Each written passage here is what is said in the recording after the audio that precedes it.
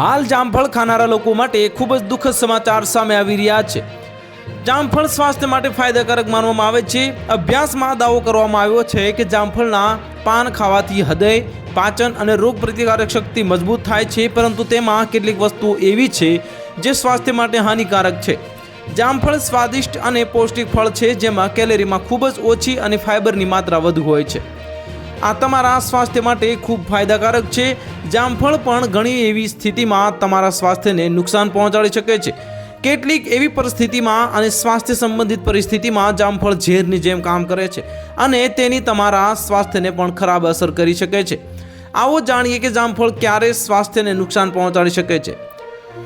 હાઇપોગ્લાયસેમિયાથી પીડિત લોકોને જામફળથી દૂર રહેવાની સલાહ આપવામાં આવે છે અને હાઇપોગ્લાયસેમિયા જે એક એવી સ્થિતિ છે જેમાં વ્યક્તિના રક્તમાં જે ખાંડનું સ્તર મર્યાદાથી નીચે આવે છે। જો કે જામફળનું સેવન ડાયાબિટીસમાં સારું છે, પરંતુ જો કે કોઈ વ્યક્તિ હાઇપોગ્લાયસેમિયાથી પીડિત હોય તો તેમને જામફળનું સેવન ન કરવું જોઈએ।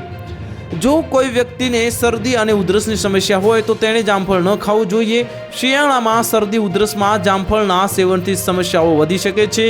જેમની તાજેતરમાં કોઈ સર્જરી થઈ હોય તેવા લોકોએ જામફળનું સેવન ન કરવું જોઈએ।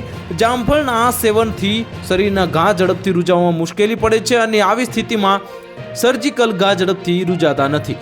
તો હાલ માટે આટલું જ। મળીશું નવી અપડેટ સાથે। જો તમને અમારા વિડીયો પસંદ આવતા હોય તો વિડીયોને લાઇક કરી દેજો, ચેનલને સબસ્ક્રાઇબ કરી બાજુમાં આવેલા બેલ આઇકનને દબાવી દો, જેથી તમને આવા સમાચારની અપડેટ મળતી રહે।